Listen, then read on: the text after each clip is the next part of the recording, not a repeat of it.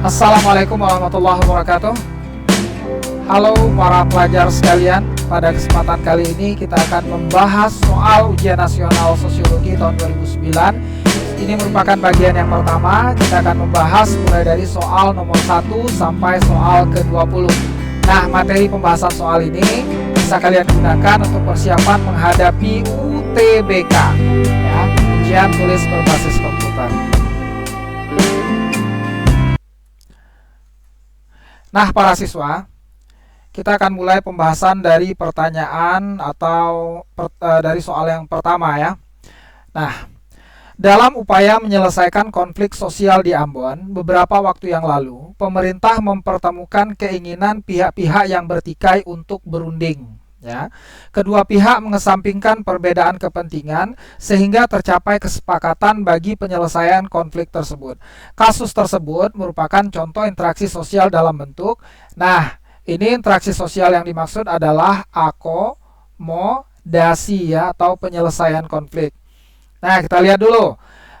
Apa itu konsiliasi? Konsiliasi merupakan akomodasi dengan mempertemukan keinginan, ya, mempertemukan keinginan dari pihak yang berselisih untuk tercapainya suatu persetujuan. Kemudian kompromi. Apa itu kompromi? Kompromi terjadi ketika pihak yang berselisih saling mengurangi tuntutan. Nah, ini kata kuncinya di sini, ya, saling mengurangi tuntutan agar tercapai suatu penyelesaian. Kemudian stalemate. Apa itu stalemate? Nah, ini konflik berhenti dengan sendirinya. Kenapa? Karena pihak-pihak yang berkonflik memiliki kekuatan yang seimbang. Nah, itu stalemate. Terus adjudikasi. Kalau adjudikasi apa? Penyelesaian masalah melalui jalur hukum, ya, melalui jalur hukum. Kemudian koersif. Apa itu koersif? Akomodasi melalui pemaksaan, ya, koersi sebenarnya, akomodasi melalui pemaksaan pihak tertentu kepada pihak yang lain yang lebih lemah. Artinya ada pihak yang kuat, ada yang pihak yang lemah. Kalau kita kembali ke soal, di sini kata kuncinya adalah berunding, ya, berunding. Nah, ini merupakan definisi dari konsiliasi, mempertemukan keinginan, ya. Bagaimana cara mempertemukan keinginan? Tentu saja melalui perundingan, ya. Maka di sini jawaban yang tepat adalah konsiliasi. Karena di sini ada kata-kata berunding atau mempertemukan keinginan, ya. Kemudian juga di sini ada suatu lembaga tertentu, yaitu pemerintah. Nah, ini lembaga yang memfasilitasi perundingan tersebut. Oke, berarti nomor 1 jawaban yang tepat adalah konsiliasi. Kita lanjut yang kedua. Nah, ketika berinteraksi dengan dokter, seorang pasien cenderung mematuhi perintah yang diminta oleh dokter tanpa banyak bertanya. Pasien tampak menurut dan patuh karena dipengaruhi faktor. Nah, apakah sudah tahu jawabannya? Apa yang mempengaruhi faktor interaksi sosial, ya? Ada imitasi, ada simpati, ada sugesti, ada identifikasi.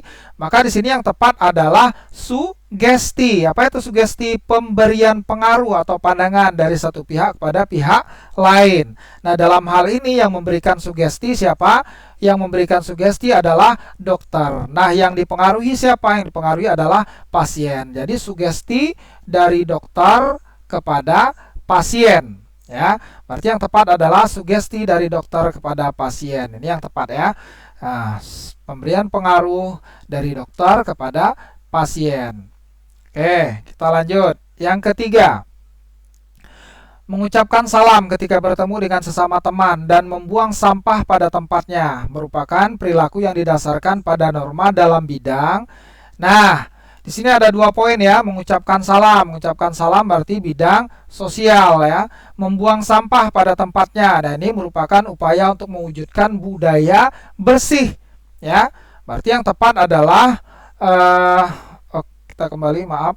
Oke, berarti yang tepat bidangnya adalah bidang sosial budaya. Bidang sosial itu mengarah kepada mengucapkan salam, kemudian budaya di sini membuang sampah, ya, membuang sampah pada tempatnya. Ini diharapkan dapat mewujudkan budaya bersih. Oke. Nah, kita lanjut. Nah, nomor 4, ya.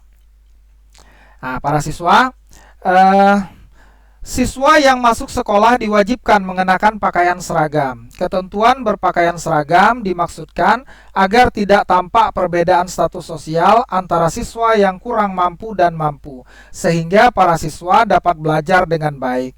Sebagai unsur keteraturan sosial di sekolah, ketentuan tentang berpakaian seragam merupakan. Nah, ini mengenai keteraturan sosial ini ada 4 bentuk ya.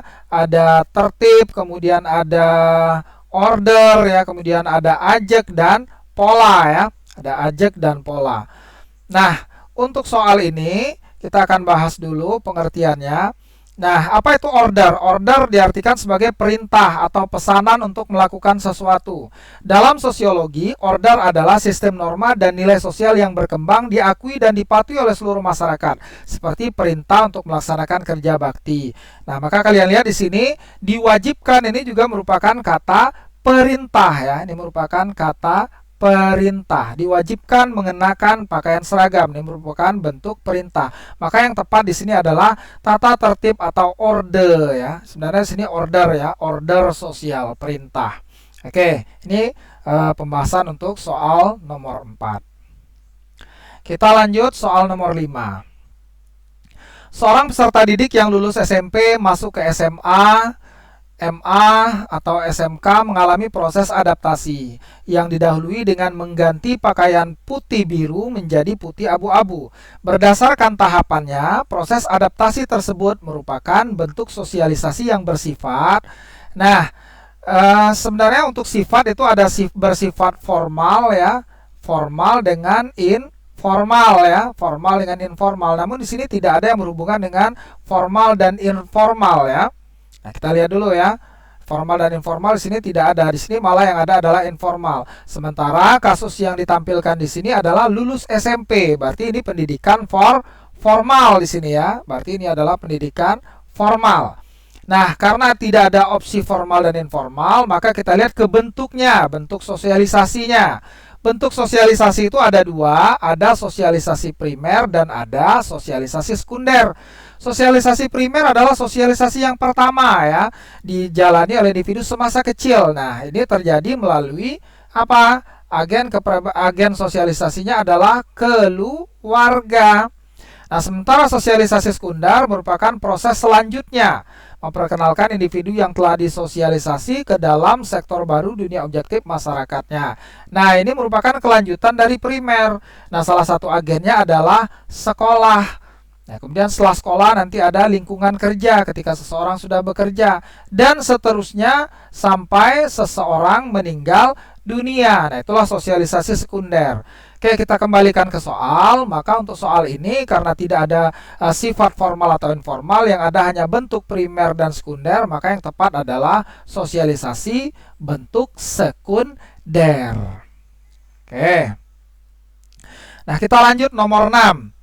Di dalam kelas tidak dibedakan antara siswa yang berlatar belakang agama, suku, dan kelas sosial yang berbeda-beda. Siswa diajarkan bahwa mereka berstatus sama, yaitu sebagai pelajar. Dalam hal ini, fungsi sekolah sebagai agen sosialisasi adalah mengembangkan sikap dan nilai. Nah, kalian lihat di sini ini ada kata-kata agama, suku, dan kelas sosial ya, yang berbeda-beda ya, berbeda-beda. Nah, kita ambil poin agama kemudian suku, ini merupakan bentuk dari kemajemukan masyarakat ya, kemajemukan masyarakat. Ya, meskipun kelas sosial ini mengarah kepada strata ya, mengarah kepada stratifikasi ya, kelas sosial. Nah, namun poinnya di sini adalah bahwa ketika adanya perbedaan suku, perbedaan agama, kita tidak boleh membeda-bedakan bahwa status kita sama, yaitu sebagai pelajar. Maka kunci jawaban di sini adalah demokrasi dalam masyarakat majemuk. Artinya kita tidak boleh membeda-bedakan. Ya, suku, agama menunjukkan kemajemukan, berstatus sama menunjukkan persamaan hak atau sikap demokratis. Oke, itulah poin untuk pembahasan soal nomor 6. Kita lanjutkan. Oke, soal nomor 7. Sistem kekerabatan matrilineal pada suku Minangkabau memiliki tradisi bahwa warisan jatuh ke anak perempuan, sedangkan anak laki-laki dididik agar lebih mandiri dalam memperoleh harta kekayaan, sehingga banyak yang merantau ke daerah lain. Tradisi tersebut mendorong anak laki-laki untuk menekuni usaha kuliner, ya, menjahit atau berdagang. Nah, dari kasus tersebut dapat disimpulkan bahwa ada hubungan antara proses sosialisasi pembentukan kepribadian dengan apakah sistem kekerabatan, apakah kebiasaan, apakah kebudayaan, apakah ketekunan atau kecakapan hidup. Nah, mari kita bahas ya. Nah, faktor-faktor yang mempengaruhi kepribadian itu diantaranya adalah warisan biologis, lingkungan fisik, kebudayaan, pengalaman kelompok, kemudian pengalaman unik. Nah, kebudayaan di sini termasuklah sistem kekerabatan, termasuklah kebiasaan, termasuklah nilai-nilai, norma-norma yang diakui masyarakat. Nah, maka untuk pertanyaan soal nomor 7 ini jawaban yang tepat adalah kebudayaan masyarakat. Karena sistem kekerabatan, kebiasaan ini merupakan bagian dari kebudayaan masyarakat. Jadi yang tepat adalah kebudayaan masyarakat. Oke, soal nomor 8. Nano adalah seorang anak yang baik, sopan, dan patuh pada orang tua. Saat belajar di SMA, dia berteman dengan kelompok berandalan dan mulai belajar merokok, bahkan berkenalan dengan narkoba. Saat ini Nano menjadi perokok dan pecandu narkoba. Perilaku menyimpang pada kasus tersebut terjadi karena adanya apakah kemajuan lingkungan, apakah sosialisasi subbudaya menyimpang, keinginan untuk dipuji, pelampiasan, atau dorongan karena broken home. Oke, kita bahas dulu. Penyebab penyimpangan itu sebenarnya ada 3 poin penting. Yang pertama, dari proses sosialisasi yang tidak sempurna. Kapan itu sosialisasi tidak sempurna? Ketika agen sosialisasi tidak mampu menjalankan fungsinya, peran dan fungsinya dengan baik. Nah, contoh dari keluarga yang broken home, orang tuanya tidak bisa menjalankan fungsi dengan baik. Nah, kemudian sosialisasi sub kebudayaan menyimpang ketika seseorang bergaul atau berteman dengan orang yang berperilaku menyimpang, ya, ke dalam kelompok yang menyimpang, ya. Nah, ini namanya sosialisasi sub kebudayaan menyimpang. Nah, kemudian penyimpangan hasil proses belajar menyimpang. Ini dari proses belajar, dari proses interaksi dengan orang lain. Nah, khususnya orang yang berperilaku menyimpang, ya. Seseorang yang bergaul dengan seorang pencuri, dia menjadi pencuri dan lain sebagainya. Oke, kita revisi ya. Kalau untuk sosialisasi sub kebudayaan menyimpang lebih kepada kelompoknya, ya. Mereka bergaul dengan kelompok, ya, kelompok yang memiliki budaya menyimpang. Kita kembali ke kasus. Maka di sini dorongan karena broken home, ya. Tidak, ya, karena di sini ia sebenarnya adalah anak yang sopan dan patuh pada orang tua. Namun ia berteman dengan kelompok berandalan, ya, kelompok berandalan. Nah, ini bisa dari proses belajar, ya, tapi karena di sini adalah kelompok, ya, kelompok berandalan, berarti kelompok ini memiliki budaya yang menyimpang, ya, budaya menyimpang. Maka untuk soal nomor 8 ini yang tepat adalah sosialisasi sub kebudayaan menyimpang. Ya, dia menjadi perokok dan bahkan pecandu narkoba. Oke. Nomor 9, seorang ibu rumah tangga terpaksa bekerja sebagai tukang ojek untuk memenuhi kebutuhan ekonomi keluarga. Hal ini merupakan penyimpangan sosial yang bersifat. Nah, untuk pertanyaan nomor 9, kita bahas dulu sifat penyimpangan itu ada 2, ada positif, ada negatif. Ia dikatakan positif ketika penyimpangan mengarah pada nilai yang didambakan meskipun caranya menyimpang. Ya. Artinya tujuannya mulia meskipun caranya menyimpang, ya. Namun penyimpangan itu dikatakan negatif ketika dipandang rendah, melanggar nilai sosial, dicela dan tidak dapat ditolerir masyarakat. Nah, kita kembali ke contoh. Dia menjadi tukang ojek, ya. Tukang ojek ini merupakan perilaku yang profesi yang jarang sekali dilakukan oleh wanita. Nah, ketika wanita melakukan pekerjaan ini maka dia dianggap menyimpang. Namun penyimpangan itu sifatnya positif, ya, sifatnya positif. Ya. Kita lanjut. Nomor 10. Masyarakat yang taat hukum akan segera memberikan sanksi terhadap anggota yang berperilaku menyimpang. Mereka meyakini bahwa perilaku sosial harus sesuai dengan nilai dan norma. Dari contoh tersebut dapat disimpulkan bahwa fungsi pengendalian sosial adalah untuk mewujudkan Nah, fungsi pengendalian sosial kita bahas dulu. Tujuan pengendalian sosial agar masyarakat mematuhi nilai dan norma yang berlaku, agar tercipta keserasian dan kenyamanan. Nah, ini artinya apa? Tercipta keserasian kenyamanan ini kata lain dari keteraturan, agar pelaku penyimpangan kembali mematuhi norma yang berlaku. Nah, untuk soal ini maka jawaban yang tepat adalah kehidupan yang teratur. Di sini kata kuncinya adalah keteraturan ya. Oke. Kita lanjut, nomor 11. Tujuan pemerintah Indonesia mengadakan penyuluhan hukum bukan untuk menangkap atau memenjarakan para pelaku kejahatan, namun untuk memelihara keamanan dan ketertiban, sehingga masyarakat dapat menjalankan kehidupannya dengan aman dan damai. Berdasarkan sifatnya, contoh kasus tersebut merupakan bentuk pengendalian sosial yang bersifat. Oke, kita pelajari dulu. Sifat pengendalian itu ada dua, ada yang bersifat preventif dan ada yang bersifat represif. Preventif adalah pencegahan ya, guru menasihati murid ya, artinya apa? Mencegah sebelum terjadi. Nah, kalau represif mengembalikan keserasian ya, mengembalikan keserasian yang pernah terganggu. Artinya apa? Setelah terjadi penyimpangan. Preventif ini sebelum ya, sebelum terjadi penyimpangan. Kalau represif ini setelah terjadi penyimpangan ya, contoh pemberian sanksi. Maka untuk pertanyaan nomor 11, sifat itu hanya dua, hanya preventif dengan represif. Maka untuk di sini penyuluhan berarti bersifat preventif ya, atau pencegahan ya, pencegahan sebelum terjadi. Oke, kita lanjut. Nomor 12. Perhatikan gambar stratifikasi feodal berikut. Nomor 1 golongan bangsawan, nomor 2 rakyat jelata. Perbedaan status pada stratifikasi di atas didasarkan pada, oke, kita lihat dulu. Kriteria menentukan stratifikasi, ada kekayaan, ada kekuasaan, keturunan, pendidikan, pekerjaan. Maka untuk pertanyaan nomor 12 ini yang tepat adalah keturunan ya, keturunan, karena ini basisnya adalah bangsawan ini diperoleh dari kelahiran. Artinya apa? Seseorang memperoleh status bangsawan ini dari keturunan, atau statusnya namanya ascribe status ya, ascribe status yang diperoleh dari keturunan. Keturunan, kemudian apalagi golongan bangsawan. Kita lihat keturunan yang mana ya, keturunan kebudayaan. Nah, kita lihat bahwa nomor 1 ini merupakan penguasa ya, ia berada pada lapisan atas ya, merupakan penguasa dalam masyarakat. Maka yang tepat adalah keturunan dan kekuasaan. Ini hierarki ini juga menunjukkan kekuasaan. Jadi kebudayaan dan keturunan kurang tepat, yang tepat adalah keturunan dan kekuasaan. Yang B.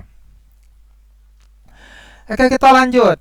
Gambar di samping menunjukkan stratifikasi sosial di Indonesia pada zaman tertentu. Nah, ini zaman apa ini? Ini zaman kolonialisme ya, kolonialisme, zaman penjajahan Belanda ya, di mana lapisan atasnya adalah golongan Eropa, kemudian lapisan kedua timur asing, termasuklah di sini Cina, di sini Arab, India dan lain-lain ya, tergolong timur asing, dan lapisan terbawah adalah pribumi. Nah, sifat stratifikasi pada masa ini yang ditanya adalah sifat. Sifat itu ada yang bersifat tertutup, ada yang bersifat terbuka. Kalau tertutup, dia bisa pindah dari satu lapisan ke lapisan yang lain dan mengadakan mobilitas vertikal. Dia tidak bisa pindah ya. Kalau yang tertutup dia tidak bisa pindah, sulit mengadakan mobilitas ya, ini tidak bisa pindah. Kalau yang terbuka sifatnya dinamis, artinya seseorang bebas untuk melakukan mobilitas naik atau turun. Nah, kita lihat pada gambar ini, apakah masyarakat dari golongan pribumi bisa pindah ke lapisan yang atas? Tentu saja tidak bisa. Nah, oleh karena itu sifat stratifikasi ini adalah tertutup. Oke, ini jawaban yang benar. Oke, kita lanjut soal nomor 14. Perhatikan ciri-ciri berikut. 1. Laki-laki kaya menduduki lapisan lebih tinggi. Yang kedua, menggunakan kekerabatan patrilineal. Yang ketiga, logat bahasa dengan intonasi yang berbeda-beda. Yang keempat, termasuk rumpun ras Proto-Melayu atau Melayu tua. Ciri-ciri di atas yang menunjukkan sifat horizontal dalam struktur sosial adalah, oke, kita bahas lebih dahulu ya. Horizontal, tidak ada tingkatan atau diferensiasi sosial ya. Kita lihat nomor 1. Laki-laki kaya, ini apakah menunjukkan diferensiasi? Ya, tidak ya, ini menunjukkan stratifikasi, karena dia ada tingkatan ya, lapisan lebih tinggi. Kemudian kita bahas yang kedua, menggunakan kekerabatan patrilineal. Oke, yang menggunakan kekerabatan patrilineal di Indonesia ini ada suku bangsa Batak, Minahasa, Ambon, dan lain-lain ya. Patrilineal, garis keturunan dari pihak ayah. Nah, kemudian logat intonasi. Nah, ini tidak dijelaskan logat yang seperti apa ya. Nah, yang keempat termasuk ras Proto Melayu. Kita bahas yang termasuk ras Proto Melayu seperti suku bangsa Dayak ya, Toraja, Batak, dan Gayo ya. Proto Melayu itu adalah Melayu tua. Nah, berarti poin nomor 2, kemudian nomor 2 dan poin nomor 4. Nah, ini yang benar ya, berarti 2 dan 4. Nah, inilah yang menunjukkan sifat horizontal dalam struktur sosial. Oke, kita lanjut. Nomor 15. Pemerintah merencanakan pembangunan jalan yang dalam pelaksanaannya kebetulan harus membongkar tempat yang oleh masyarakat dianggap keramat. Masyarakat yang bersangkutan berusaha menolak rencana tersebut dengan alasan bahwa tempat keramat tersebut memiliki nilai spiritual yang tinggi bagi kehidupan. Contoh kasus tersebut merupakan konflik yang disebabkan oleh adanya perbedaan. Nah, kita bahas dulu. Kita lihat, kepentingan masyarakat apa? Masyarakat menganggap tempat itu merupakan tempat keramat yang memiliki nilai spiritual, jadi tidak boleh dibongkar, tidak boleh diganggu. Sementara kepentingan pemerintah apa? Adalah untuk pembangunan jalan. Maka telah terjadi benturan antara kepentingan masyarakat dengan kepentingan pemerintah. Berarti yang tepat adalah perbedaan kepentingan, bentrok antar kepentingan ya, atau perbedaan kepentingan. Nah, kita lanjut nomor 16. 2 pengendara sepeda motor jatuh karena bertabrakan. Salah satunya meminta diselesaikan melalui aparat hukum. Sedangkan yang lain mengusulkan tidak perlu. Akhirnya disepakati damai dan pihak yang bersalah mengganti kerusakan yang terjadi. Teknik penyelesaian konflik tersebut merupakan akomodasi dalam bentuk, tadi sudah kita bahas pada soal yang pertama ya. Nah, ini merupakan bentuk dari kompromi ya, ketika pihak yang terlibat perselisihan saling mengurangi tuntutan agar tercapai suatu penyelesaian. Nah, kalau mediasi apa? Mediasi ini menggunakan pihak ketiga, namun pihak ketiga hanya memberi nasihat. Ia tidak berhak memberi keputusan. Nah, kalau arbitrasi bagaimana? Arbitrasi ini menggunakan pihak ketiga juga, dan pihak ketiga ini berhak memberikan keputusan. Arbitrasi ini pihak ketiga bertindak sebagai wasit yang menyelesaikan suatu masalah. Nah, kalau toleransi apa? Tanpa persetujuan yang resmi. Artinya bersikap sabar. Nah, ini merupakan contoh dari toleransi. Maka untuk pertanyaan nomor 16, karena di sini masing-masing pihak yang awalnya ingin menyelesaikan, salah satu pihak ingin menyelesaikan melalui jalur hukum, akhirnya ia mengurangi tuntutannya. Maka yang tepat adalah kompromi. Oke. Kita lanjut nomor 17. Oke, nah ini gambar ada angka 1, 2, 3, 4. Yang pertama ini adalah pemeluk agama Islam, kemudian yang kedua agama Hindu, yang ketiga Kristen, yang keempat mereka sama-sama guru ya, anggota kelompok guru atau PGRI di sini ya, Persatuan Guru Republik Indonesia. Dari skema tersebut, proses integrasi terjadi melalui parameter. Yang ditanya adalah parameter yang mempersatukannya. Maka di sini ini adalah yang disatukan adalah agama, sementara yang menyatukan adalah profesi. Berarti profesi dan agama ya. Nah, kalian pahami dulu apa itu interseksi. Persilangan atau pertemuan keanggotaan dari satu kelompok sosial dari berbagai seksi. Seksi ini apa? Seksi ini bisa berupa suku, agama, jenis kelamin, dan lain-lain. Nah, berarti ini merupakan skema dari interseksi ya. Maka yang ditanya parameternya adalah profesi dan agama. Oke, soal nomor 18.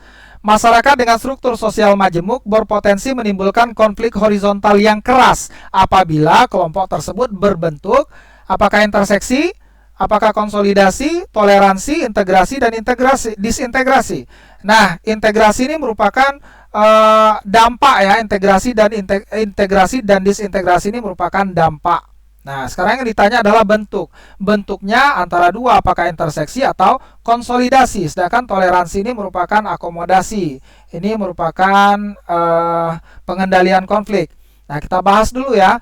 Apa itu struktur konsolidasi? Struktur di mana masyarakat mengalami penguatan peneguhan identitas kelompoknya. Ini perlu dicatat ya, kelompoknya. Nah, keadaan konsolidasi ini menghambat integrasi masyarakat karena terjadinya penguatan identitas dalam batas-batas tertentu akan mempertajam prasangka antara suku, bangsa, dan agama. Nah, berarti karena di sini sudah disebutkan bahwa konsolidasi akan menghambat ya, akan menghambat. Karena dia terhambat, maka dapat terjadi yang namanya perpecahan atau disintegrasi. Maka untuk pertanyaan nomor 18 yang tepat adalah berbentuk konsolidasi ya, berpotensi menimbulkan konflik yang keras apabila berbentuk konsolidasi karena masing-masing kelompok hanya memperkuat ke dalam kelompoknya. Kelompok Minang memperkuat hubungan sesama Minang, kelompok Jawa memperkuat hubungan sesama suku bangsa Jawa, Batak memperkuat hubungan sesama suku bangsa Batak.